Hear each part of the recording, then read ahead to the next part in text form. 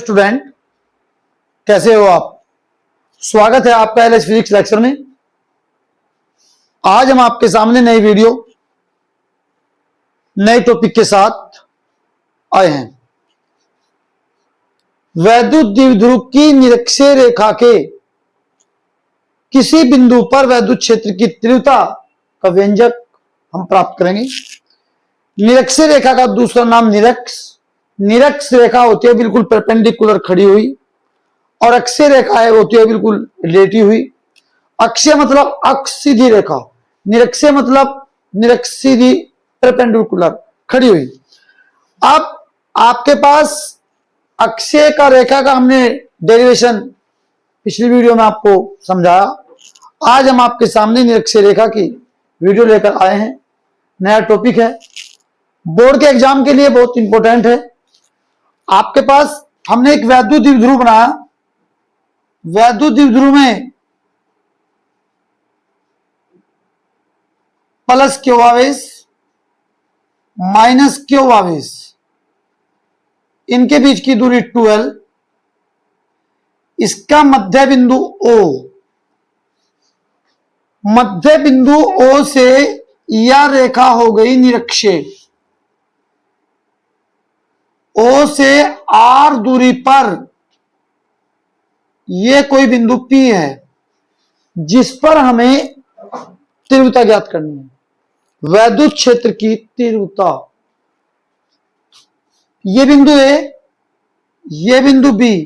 हमने P को B से मिला, P को A से मिला। दोनों आवेशों के बीच की दूरी 12 है और ये इसका मध्य बिंदु O है। जब मध्य बिंदु O हो गया, टोटल दूरी 12 है, तो L इधर L इधर कंबाइंड हो गया, बराबर बट गया। तीव्रता अपने आप में एक राशि सदिश है, इसमें दिशा होती है। तो प्लस क्यू की तीव्रता आपके पास हो गई E1 और माइनस क्यू की तीव्रता आपके पास हो गई E2। E1 का मान अधिक है, E2 का मान कम है। प्लस पर यदि यहां पर आपके पास बल लगाया जाए प्लस आवेश, तो प्लस प्लस से दूर भागता है और माइनस आवेश एक दूसरे को अपनी ओर क्या करता है, आकर्षित करता है। यदि पाइथागोरस प्रमेय इस कंडीशन में, इस ट्रायंगल में लगाई जा, इस त्रिभुज में लगाई जा, तो पाइथागोरस प्रमेय कहती है AP स्क्वायर बराबर OP square plus OA square. कर्ण का वर्ग शेष दो भुजाओं के वर्गों के योग के बराबर होता है। OP का मान चित्र में है और OA का मान चित्र में है L, इसकी है घात 2, इधर क्या लग गया, रूट। तो आपके पास इस AP का मान निकलने के बाद कितना आया, R square plus L square. जितना मान इसका होगा सेम मान इसका भी इतना ही होगा, R square plus L square. मान लिया गया ये कोण थीटा है, ये कोण थीटा है। यहां पर आपके पास ये भी कोण थीटा और ये भी कोण कितना है, थीटा है। प्यारे बच्चों, इस डेरिवेशन को हल करने के लिए यदि मैं थोड़ा यहीं पर आपके पास एक कंडीशन बनाऊं तो थोड़ा इसमें पता नहीं लगेगा। तो हमने इतने हिस्से चित्र को, इतने हिस्से को मैंने यहां पर बना के आपको समझाया। ये P बिंदु, ये बिंदु आपके पास P है। यह रेखा आपके पास निरक्षीय वाली आगे बढ़ा दी, ये आगे बढ़ी हुई है। ये आपके पास E1 और ये आपके पास E2, ये E1 ये E2। ये आपके पास बीच में सीधी लाइन, ये कोण थीटा, तो ये भी कोण थीटा और ये भी कोण थीटा। सबने जानते भी हैं, पढ़ते भी हैं। 11वीं क्लास की क्लासों में आपने समझा होगा कि यदि कोई परिणामी, कोई भी, मान लिया यहां पर कोण थीटा है, इस कोण के झुकने की दिशा इधर की ओर है, इस लाइन की ओर। जिधर कोण झुका हुआ है वो कोस में होता है, कोण ये जो यहां पर होता है वो इसके साथ होता है, और परिणामी जो होता है इसकी गुणा में होता है। जिधर कोण नहीं होता वो हमेशा साइन में होता है और परिणामी इसके साथ गुणा में होता है। ऐसे यहां कंडीशन बिल्कुल सेम है। ये आपके पास जो थीटा है ये इस भुजा की ओर झुका हुआ है, तो ये कोस में होगा, परिणामी आपके पास इवन है, ये इसके साथ गुणा में होगा। इधर कोण नहीं है तो ये साइन में होगा और परिणामी इसके साथ गुणा में होगा। इधर आपके पास ये कोण भी इधर की ओर झुका हुआ है तो ये कोस में होगा और परिणामी इसके साथ गुणा में होगा, और ये आपके पास साइन में होगा और परिणामी इसके साथ गुणा में होगा। ये इतनी बड़ी बात नहीं, ये बहुत छोटी सी बात है, कोई बड़ी बात नहीं है, ना कोई इतनी परेशानी की बात है। हाँ, समझना मेन चीज ये है कि जैसे हम इसको आगे की ओर लेके चलेंगे, जैसे आगे की ओर डेरिवेशन बढ़ता हुआ चलेगा, E1 और E2 के मान समान आएंगे, बिल्कुल इक्वल आएंगे, बराबर। तो E1 साइन थीटा और E2 साइन थीटा दोनों बराबर होंगे, और आपके पास ये वाली कंडीशन, ये 90 डिग्री पर है, ये वाली कंडीशन ये भी 90 डिग्री पर है, परपेंडिकुलर है, परंतु एक की दिशा ऊपर की ओर, एक की दिशा नीचे की ओर है, विपरीत दिशा है, जिस कारण ये निरस्त हो जाएंगे। मान लो थोड़ी देर के लिए एग्जाम्पल के तौर पर E1 और E2 के मान इक्वल है 5, तो 5 साइन थीटा बराबर 5 साइन थीटा, ये प्लस का बराबर से इधर आगे माइनस का हो गया, इधर 0, ये दोनों के दोनों कट गए तो ये क्या हो जाएंगे 0, निरस्त हो जाते हैं, ये दोनों के दोनों कट जाते हैं, परंतु E1 कोस थीटा और E2 कोस थीटा की दिशा एक ही ओर है, तो ये भाई साहब आपस में दोनों के दोनों जुड़ जाते हैं, और बिंदु P पर परिणामी तीव्रता आ जाती है।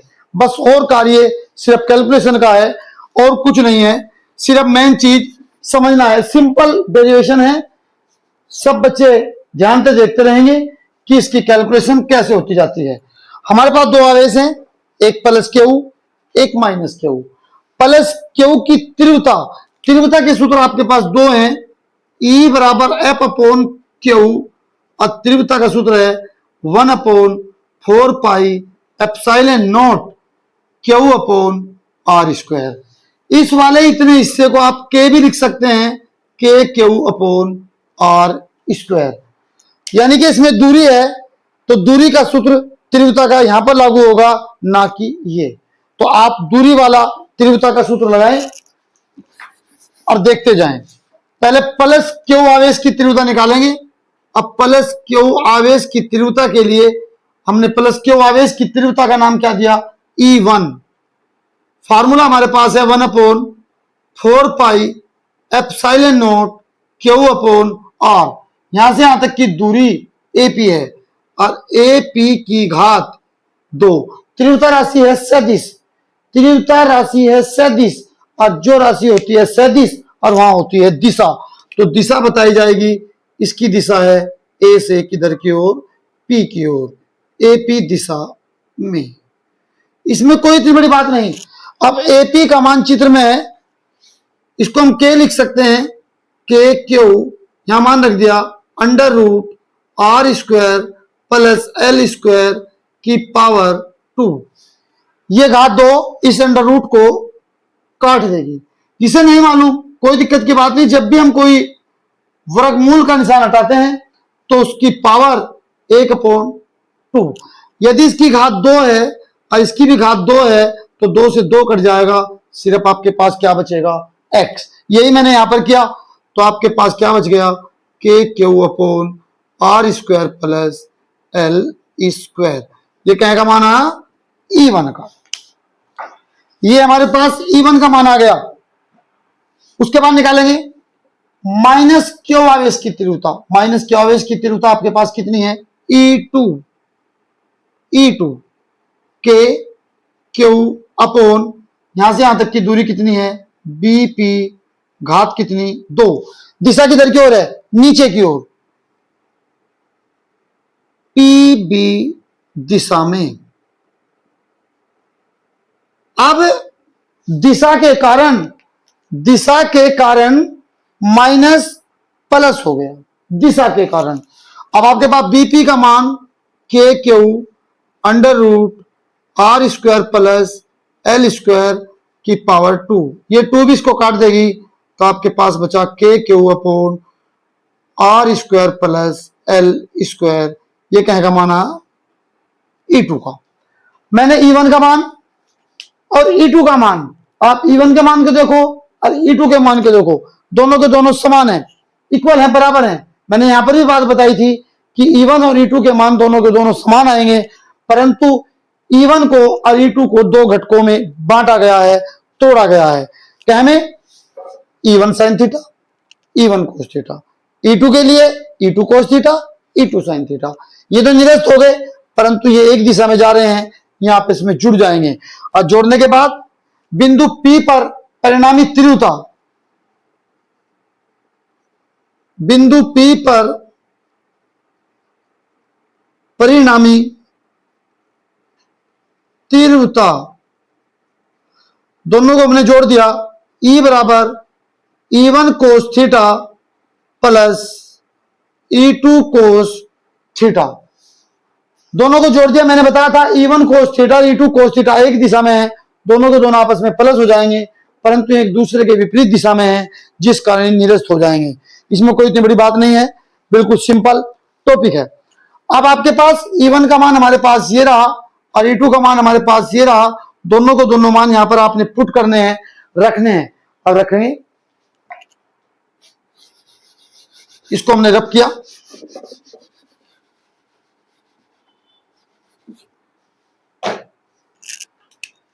E बराबर E1 का मान मैंने अभी निकाला k q upon r square plus l square और ये cos theta, plus k q upon r square plus l square और ये कोस थीटा। बिल्कुल ये ऐसा ही मान, ऐसा ही मान बिल्कुल कॉमन ले लें, कॉमन आ गया k q upon r square plus l square और ये कोस थीटा। यहां कितना बचा है, यहां से बाहर जाने के बाद 1 प्लस यहां पर भी कितना बचा 1, एक और एक कितने हो गए 2, k q upon r square plus l square, एक और एक 2, 2 कोस थीटा। अब इस कोस थीटा का मान निकालना है, कोस थीटा का। अब कोस थीटा का मान हमारे पास त्रिभुज बना हुआ है, त्रिभुज को ध्यान से देखें, POA से कोस बराबर, सब बच्चों ने पढ़ा है, कोस बराबर होता है आधार बटे कर्ण, आधार बटे कर्ण कितना होता है प्यारे बच्चों, आधार बटे कर्ण। आधार कितना है L, 90 डिग्री के कोण के सामने की भुजा क्या होती है कर्ण, तो ये तो हो गया L और ये हो गया under root r square plus l square. इस कोस थीटा के स्थान पे वैल्यू पुट करो, k q upon r square plus l square गुणा 2 और ये L upon under root r square plus l square. जब भी अंडर रूट का चिन्ह हटाया जाता है तो उसकी power 1/2, k q upon r square plus l square गुणा 2L, इसके स्थान पर r square plus l square की पावर 1/2। आपने सबने वैद्युत द्विध्रुव आघूर्ण पढ़ा है, P बराबर होता है Q गुणा किसके 12 के, तो Q गुणा ये 12 रखा हुआ है, इसके स्थान पे क्या वैल्यू पुट होगी P। अब इसकी पावर 1 है, इसकी पावर 1/2 है, जब 1 को प्लस 1/2 करते हैं, 2 प्लस 1/2 तो कितने हो गए 3/2, तो इसकी पावर कितनी हो जाएगी 3/2, तो KP और ये आपके पास आ गया r square plus l square की पावर 3/2 कहेंगे बराबर ई की। अब ये जो r square plus l square की पावर 3/2 आया, इसका भी आप लॉजिक डब्बा बंद करें, परंतु एल की तुलना में आर का मान या आर का मान एल की तुलना में, उल्टा कैसे बोल सकते हैं, आर बहुत बड़ा हो सकता है किसकी तुलना में, एल की। ये वैद्युत द्विध्रुव है, इसके बीच की दूरी अल्प होती है, अल्प छोटी, और जब ये दूरी अल्प बहुत थोड़ी है, आर का मान बहुत बड़ा है, तो आर बड़ा है एल से, तो एल का मान कितना होगा, 0। इस वाले फार्मूले में एल के स्थान पर 0 रख दो।